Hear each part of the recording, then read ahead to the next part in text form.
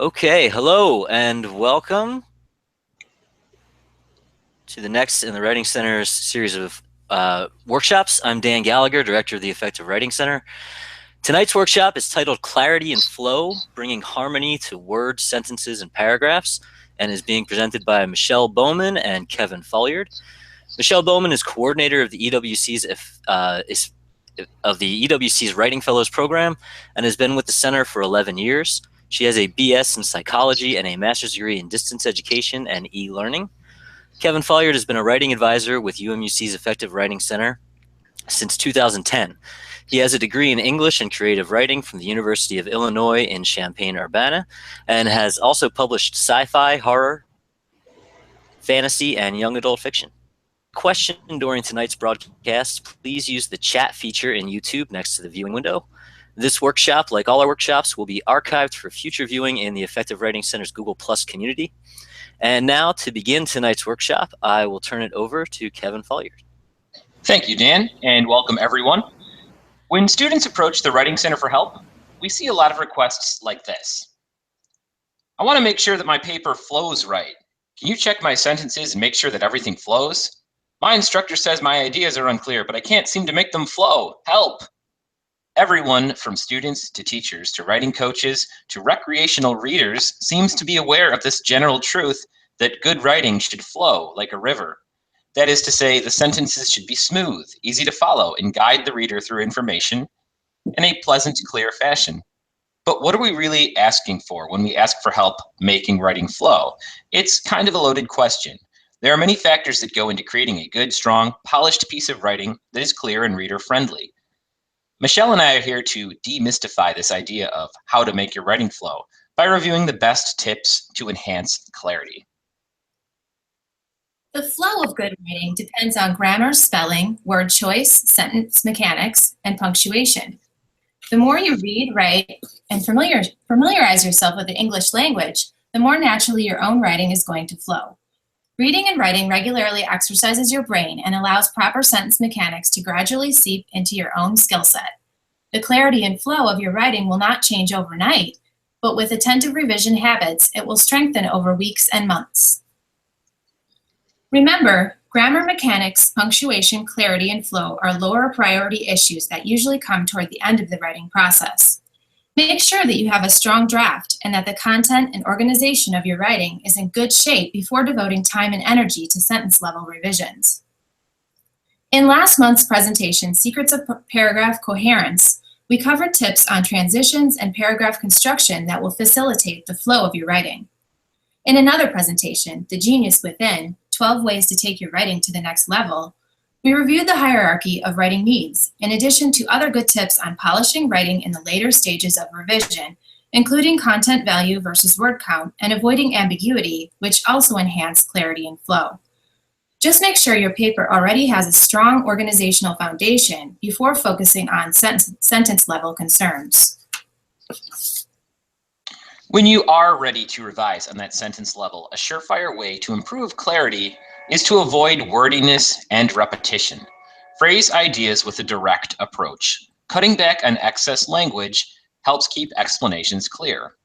If you can make the same point in fewer words without losing important information, favor that succinct writing. Now, that's not to say that a shorter sentence is necessarily always better, but as you're going to see in the following examples, it usually can be. Consider this example. Which description paints a clearer, more vivid picture in your mind? A big, bright, sparkling blue body of water or a sapphire lagoon? That brings us to tip number 1, eliminate redundant meaning. Warning, more words do not always add more value to your paper, so don't use wordy sentences to hit your word count.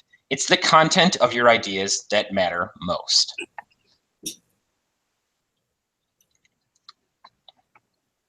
While it's helpful to your reader to review information from page to page or paragraph to paragraph, you want to avoid bogging down a single sentence with words, phrases, and descriptions that are not contributing. Essentially, if 2 or more words or phrases convey the same idea, you want to simplify. For example, when approaching a student or group of students, a teacher or educational professional must maintain a healthy and positive attitude in his or her words or actions. Notice that this sentence contains many pairs of terms that mean essentially the same thing. Instead of stating student or group of students, use the more inclusive plural term, students. Teacher and educational professional mean the same thing. Use one or the other, but not both. Healthy and positive convey similar ideas. The words and actions are part of the attitude, and the writer will likely offer more concrete details about this later. A revision might look more like this. When approaching students, teachers should maintain a positive attitude.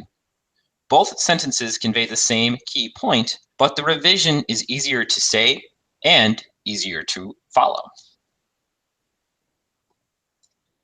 Tip number 2 is to favor active voice sentences. In a passive voice sentence, the subject does not perform the action of the verb. Passive voice construction is often clumsier and less direct. When reasonable to do so, favor active language to improve the flow of ideas. Here is an example of unnecessary passive voice. The strength of the rebel forces was misjudged by authorities, and they fought an organized front against the government. Notice the passive nature of was misjudged by. Since the government is the one judging the rebels, the sentence will flow better if those actions are actively phrased. With active voice, the actions of both parties are clearer, and the same important info comes through with fewer words. The government was misjudged the strength and organization of the rebel front. Another great tip is to avoid what I like to call there phrases. More specifically, watch out for sentences that begin with the word there, followed by a to be verb like is, are, were, etc. Frequently opening sentences with phrases like there are, there is, or there seems to be can damage the flow of your writing. You can almost always present those ideas in a more direct way. For example, there is no question as to whether or not the economy is in crisis and has been for close to 7 years at this point. By starting with there is, the writer prompts a wordy explanation of what should be a simple point. Eliminating there and focusing on just the key fact will improve the presentation of this idea. For example, the economy has been in crisis for 7 years. In comparing the two sentences side by side, it's easy to see how the extra words did not contribute to the important fact at hand. What matters most is that the crisis has lasted 7 years. Tip number 4 is to avoid unnecessary qualifiers. Writers often have a habit of qualifying what they're about to say by using phrases like I think, I feel, or I believe. When used in excess or at inappropriate times, these qualifiers slow down your writing and detract from your authority on the topic. Present ideas, opinions, and facts in a more confident, direct way. For example, I believe that all Americans should have a right to pursue higher education, regardless of social or economic status, because I think that education is a fundamental building block for what I feel should be a progressive and mobile society. Notice qualifying ideas, but not offering useful or concrete info. It is explicit that opinions expressed in the paper belong to the writer, so it is rarely necessary in academic writing to assert I believe, I think, I feel, etc. This is why most academic writing is in third person, he, she, they, rather than first person, I, me, we, us. Drop I think, I feel, I believe in other empty phrases. The same point will have a stronger impact on the reader if presented with confidence. For example, regardless of economic status, all Americans have a right to social mobility through higher education. As you revise your own writing, keep your eyes peeled for excessive qualifiers. Presenting info in a direct, confident manner encourages readers to invest in your ideas. One specific type of qualifying language that deserves its own tip is to avoid announcement language. Announcing or meta-discourse is when the writer writes about his or her own writing, and unless done with good cause, an announcement usually ends up delaying important info that can be made clearer sooner. Let's look at some examples. Notice how each of these pairs of sentences discuss the same topic. However, in the left column, the writer announces, while in the right column, the writer is boldly and directly stating exactly the point he or she intends to make. The right column is more interesting to read because it tells the reader more and the writer exudes confidence in the topic. This next tip is a little different because while much of editing is cutting out words, there may be places where you need to expand, break up, or add more sentences. Nominalization refers to a certain kind of wordy sentence in which the subject is comprised of a very long descriptive idea or series of ideas in place of a noun. Here's an example. His hectic and busy work schedule and I working from home and caring for our son by myself have led us down two very different paths, and we both feel it best to go our separate ways. When the subject or noun of your sentence is too complicated and lengthy, you run the risk of confusing or disorienting your reader, who may have to go back and stop and reread the sentence. You want your readers to understand the sentence the first time through. Often it's better to simplify those wordy subjects, or even break those ideas off into their own separate sentences. Here's an example. Ted's hectic work schedule has kept him away from home too often, period. Meanwhile, I have been working from home and caring for our son by myself, period. We have each gone down two very different paths, and we both feel it best to go our separate ways. Notice how the info in that lengthy subject is easier to absorb and digest if you break it into separate sentences. Ted's schedule has kept, I have been, we have gone. Even though there are more words across more sentences, the ideas are clearer, the reader won't be confused, and the information will be absorbed and processed without having to go back and puzzle over any of the details. Ultimately, that's what good flow is. It's when the reader understands everything perfectly the first time through. Finally, our last tip to improve clarity and flow is to cultivate sentence variety. Too many short, simple sentences in a row can make your writing choppy, while too many long, compound, complex sentences with descriptive asides can be overwhelming. The trick is to change things up. Study the 4 sentence types: simple, complex, compound, and compound complex. Make a mental note if you start seeing too many of the same kinds of sentences in a row when you're writing. If you have a habit of writing too many simple sentences, merge some here and there into complex or compound types. If you have a habit of writing very long sentences, start breaking them up. When you read out loud, you will hear the rhythm of your own writing and find places to add variety. Here are some examples. Simple, Jerry works at the electronics store. 1 subject plus 1 verb, Jerry works. Complex, Jerry works at the electronics store and loves it. 1 subject plus 2 verbs, Jerry works and loves. Compound, Jerry works at the electronics store and the customers love him. 2 pairs of subjects plus 1 verb, Jerry works and customers love. Compound complex, Jerry works at the electronics store and manages inventory and he loves it. 2 subjects, 3 verbs, Jerry works and manages and he loves. Of course, it wouldn't be the English language without exceptions. So again, we encourage you to be familiar with the standards and conventions of writing in your own discipline or field of study.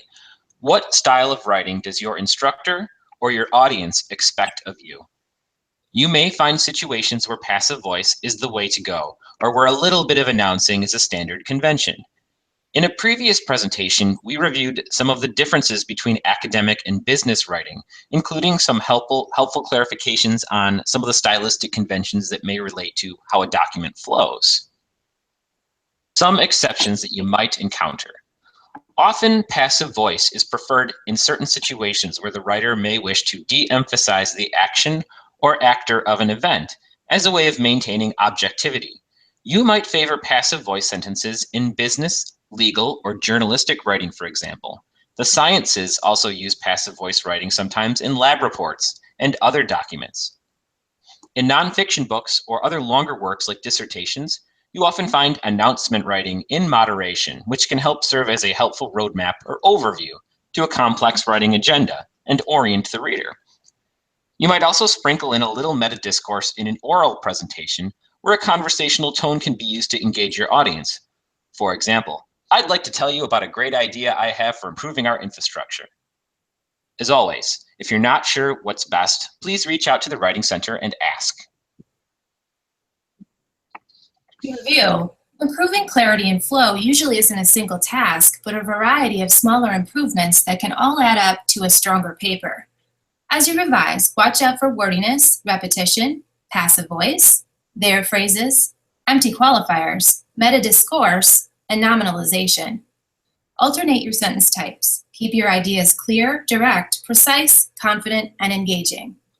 It might be difficult at first to free your writing of wordiness and repetition, but as good habits sink in over time, it will make a huge difference in how your readers engage your ideas. And at this time, does anybody have any questions? We don't have any questions waiting on us at the moment, folks. Thank you very much, Michelle. Thank you, Kevin. Thank you. Thank you.